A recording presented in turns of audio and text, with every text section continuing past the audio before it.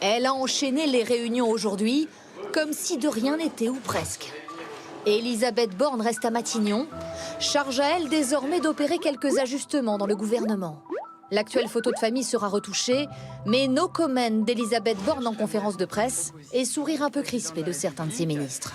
Et ça ne vous surprendra pas, j'en réserve la primeur au président de la République. Selon un cadre de l'exécutif joint dans la journée, l'idée serait plutôt de ne pas bouger les gros ministres, plutôt de réduire leur nombre et de changer ceux qui ne sont pas efficaces et pas connus.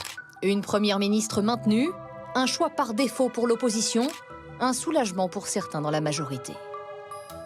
Vous avez, avec Elisabeth Borne, une vraie transformation du pays qui est à l'œuvre et dont on mesurera très rapidement les résultats. Emmanuel Macron est totalement sourd aux demandes des Français et par conséquent, le maintien d'Elisabeth Borne résonne comme un aveu d'échec. Emmanuel Macron, justement, lui aussi comme si de rien n'était. À Bruxelles hier et aujourd'hui pour parler international.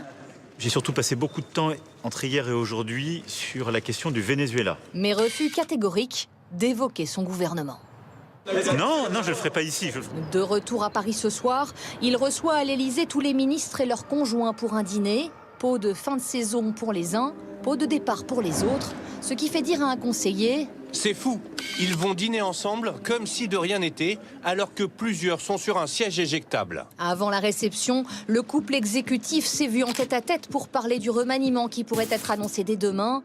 D'ici là, les heures compteront double pour les ministres en sursis et ceux qui aspirent à le devenir. Emmanuel Macron s'exprimera, lui, avant la fin de la semaine.